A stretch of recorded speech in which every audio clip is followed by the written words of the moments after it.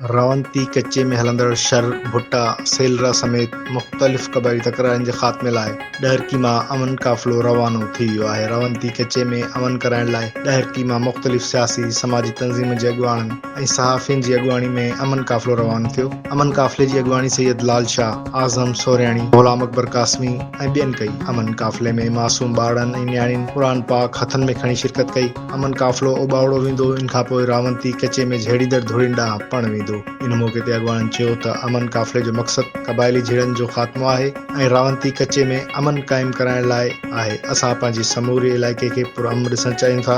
इन लाइ जेको बि करिणो पियो कंदासीं। असां हिकु भेरो ॿीहर ॿुधाईंदा रहूं त क़बाइली तकरारनि जे ख़ात्मे लाइ ॾहरकी मां अमन काफ़िलो कच्चे तरफ़ रवानो थियो आहे। नियाणियुनि जी पाक किताब समेत शिरकत पण शामिल आहे। रावंती कच्चे में अमन कराइण लाइ ॾहरकी मां मुख़्तलिफ़ सियासी समाजी तंज़ीमुनि जे अॻुवाणनि ऐं सहाफ़ियुनि जी अॻुवाणी में अमन काफ़िलो रवानो थियो। अमन काफ़िले जी अॻुवाणी सैयद लाल शाह, आज़म सोरियाणी, ग़ुलाम अकबर कासमी ऐं ॿियनि कई। अमन काफ़िले में मासूम ॿारनि ऐं नियाणियुनि क़ुरान पाक हथनि में खणी शिरकत कई आहे। अमन काफ़िलो उॿावड़ो बि वेंदो, इन खां पोइ रावंती कच्चे में झेड़ींदड़ धुरियुनि ॾांहुं पण वेंदो।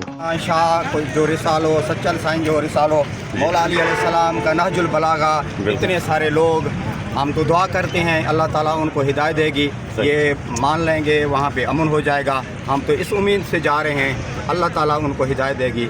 ये हम जो मेड़ मिन्नत काफ़िला जा रहा है, ये नहजुल बलागा, शाह जो रिसालो, कुरान पाक, सच्चल साईं जो रिसालो, इतने सारे लोग जा रहे हैं। तो हम तो यही उम्मीद लेके जा रहे हैं अल्लाह ताला उनको हिदायत देगी, हाँ ये मान जाएंगे आपस में भाई। हमारे पास कुरान पाक के अलावा जो बेहतरीन किताब है वो शाह रिसालो है, सच्चल रिसालो है, नाजुल बिलागा, जितने भी ये मुक़द्दस कुतुब हैं हम वो अपने साथ लेके जा रहे हैं और अमन का पैगाम लेके रावंती के कच्चे में जा रहे हैं। और लोगों को ये बात समझाना है कि अभी अमन का दौर है, तरक्की का दौर है, टेक्नोलॉजी का दौर है, आगे बढ़ने का दौर है। अपनी नई नस्ल का सोचें और झगड़ों और बुराइयों से निकल के आपस में सुलह करें और अमन का पैगाम दें और अमन से रहें, खुशहाली से।